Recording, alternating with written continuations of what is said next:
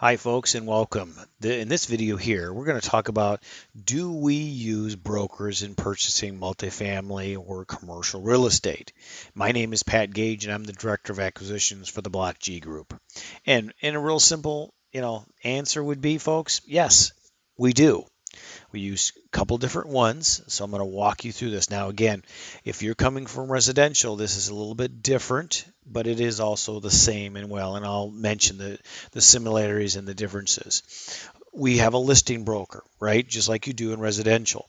This is the broker that is the listing of the property. Okay, this is the broker or the brokerage firm that creates the OM or offering memorandum and markets the apartment complex or the commercial property you're looking at purchasing. Okay, then we have what they call a buyer's broker. Right? This is a broker that works on behalf of the buyer, such as us.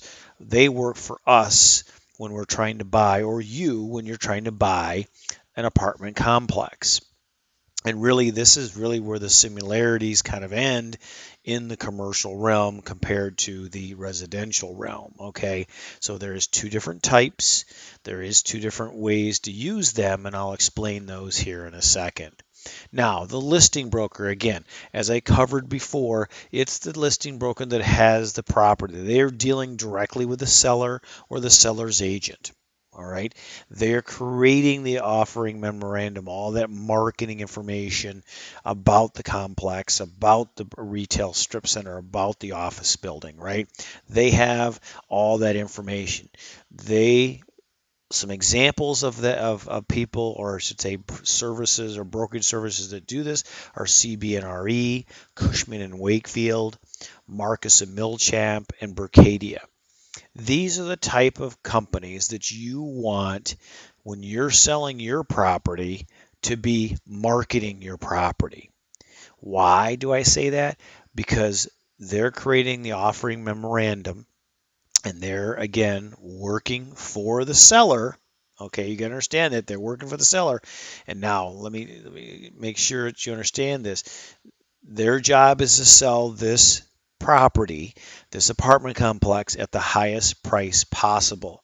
Now, a big difference here from residential: brokers in the commercial realm typically don't use comparables to price the property. Okay, what they do now in a residential, let me make sure that you understand, a residential broker, a listing broker, they list the property at what all the other properties have sold in a 2 mile radius, and that's the price. Unless your house has something very, very special, even if it has something special, you're not going to get tens of thousands of dollars over the listing price. Now, again, caveat, because as I'm recording this, we're in April of 2021. It's a seller's market. There's some crazy stuff going on, people overpaying, but in general, that's what it is. Now, in the commercial realm,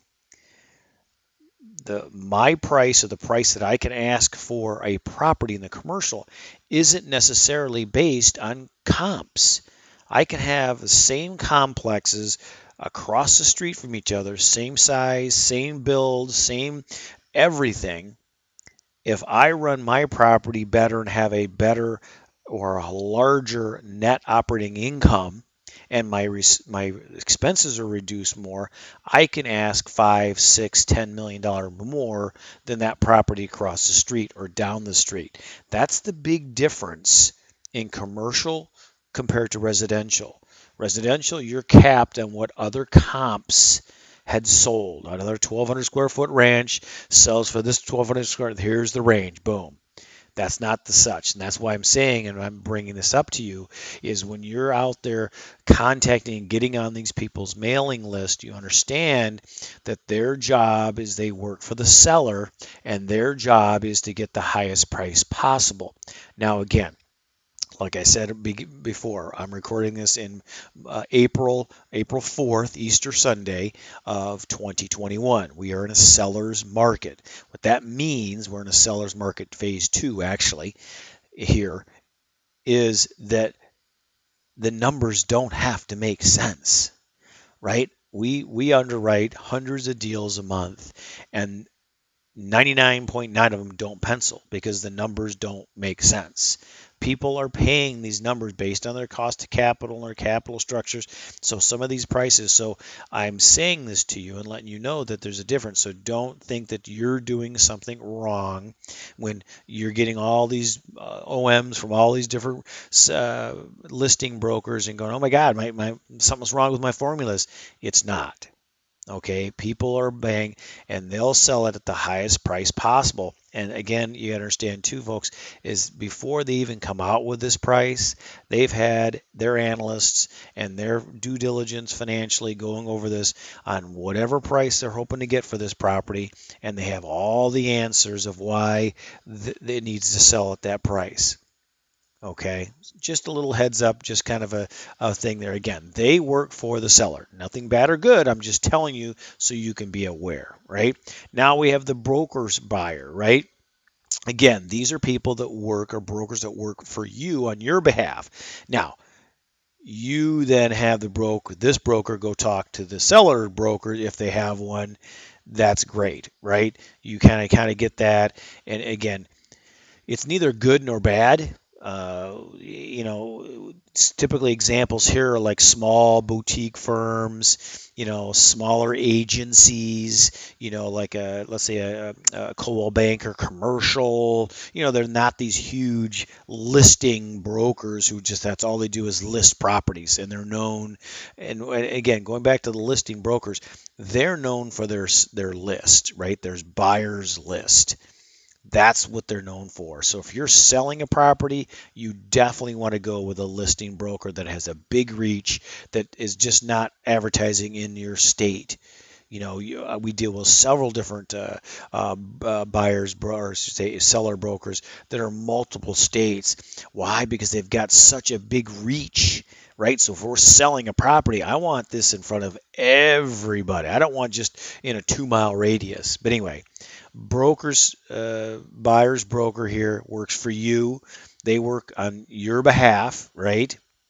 Now, some of these buyers brokers may suggest an exclusive agreement if they want to work with it. So if you're out there calling brokers and saying, "Hey, I'm looking at buying in this area," and they say, "Oh, great, yes, we can help you out with that," they may suggest an exclusive working agreement.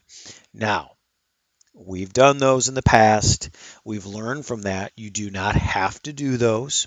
In fact, the last one we were just in was really a waste of time. And what it is an exclusive. So what the broker is going to say is, hey, listen, I'm going to go out there. I'm going to beat the bushes. I'm going to go and talk to property managers. I'm going to go talk to sellers and my repertoire or who I know and get a deal that's not listed, right? And it's off market kind of a deal, right? And you say, oh, this is great, cool. Well, the downside of this is if you don't put in straight, strict, hey, performance gauges every month, that they need to be presenting to you 2 or 3 owners a month, this and that, and of course they're going to balk at this because it puts them in a box. Well, you know what? You need to put them in a box because the last one I talked about here is we had an agreement with a couple over on the other side of the state. Well, they didn't have to do anything because we were still marketing. We were still using the listing brokers, right? We were still contacting them and trying to get deals. We were also doing direct to market to owners, right? So it really didn't matter for this agreement. They could sit back and do nothing. They're going to get paid, right? Because we signed an agreement saying if we buy anything in their radius of in their area where they could buy it, they get their commission, whether they brought the deal to us or we brought the deal to us. Well, we got thinking, wow, that's kind of crazy. We're out here spending, $10,000 a month on marketing, and we got this deal, you didn't. So I don't want to go down that rabbit hole too far, but yes, you can use them, and yes, just be aware if they do bring that up to make sure. I'm not saying to do it or not do it, but I'm saying is to make sure you vet that through an attorney, through somebody who has some experience of an exclusive agreement. Now, 9 times out of 10 they won't bring it up, but I wanted you to be aware of it in case they did. Okay. And again, that's just a little bit more advanced thing. I didn't want to get too far down in the weeds with you on that, but I wanted you to make aware of this, right? So what do we do next, right? Well, realistically, this video hopefully has made you aware that there is two different types of brokers. And again, these are brokers. They're not called realtors at this point. These are commercial brokers. You know, you're going to have to use and interact with a listing broker, okay? Unless you have, you know, a pipeline of direct to seller. And again, these are just different avenues that you can do. Now, I'm not saying you can exclusively do listing brokers or you can do exclusively marketing to sellers or owners. You can do that. We do both. We have a lot of different funnels out there and a lot of different avenues for bringing deals to us. Obviously, the best way to get deals is if the owner picks up the phone and his property's not listed and you save a ton of money, right? And a ton of confusion with dealing with a third party, and that's basically what these brokers are, is the third party they got their hand out, right? I mean, so if you can talk direct to a seller, that's always the best way to do it, right? But we got to be realistic, right? So we have two different ones. We got a buyer's broker. We also have a listings broker, listing broker. You can choose to use a listing broker, right? Or I should say a buyer's broker. Now, what that will do is you'll put that person in place in between you and the listing broker, or you or the seller. Now, what our experience has been is that if you have a buyer's broker with a listing broker, that has a little bit more credibility, right?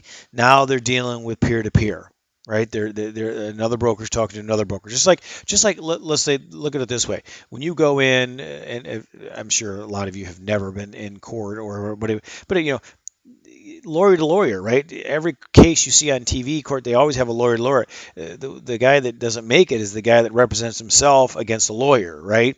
And I'm not saying this is the case, but just for comparison, that's what it is. They talk the same language, right? So you can do that. And it's your choice to use the buyer's broker. And again, structure that any way you want to. Now, buyer's broker, we're talking with a buyer's broker coming up here next week, and we're going to suggest that, hey, listen, you go out and do all this for us. You're going to in this area, blah blah blah, and we'll give you your full commission, you know, and that's all he wants, or we find out what he wants, right? So he does all the legwork, right? He goes out and finds these in this certain city, in this certain zip code, or this certain area or state. He brings everything to us. We run due diligence on it. He gets a lot of this. So you got to look at what you want this person to do for you and what you're going to pay them to do. And again, they don't get paid. Either of these don't get paid until you close. Okay? So I'm hoping this video was helpful for you, and I hope that at least you learned a little something. And what I'd like to do is give you a free gift. The gift is a free report. It's on our website at opportunitycreator.com. Go down and download it. You will give us your email, and again, we do not hound you in your email. If we send out one email or two emails a month, we're hitting high. We don't bother you with that. We don't sell your email as well. And it's a free report. It's what's the best investment, the stock market or real estate. And I'm assuming, since you're still on this video and still watching, that you know it's real estate, but I'm not going to spoil the end of the book for you. But listen, thank you very much for your time, energy. And again, download that book there. Also, schedule a 30-minute free consultation with me, and let's get you rolling. All right? Thank you very much, and have a great day.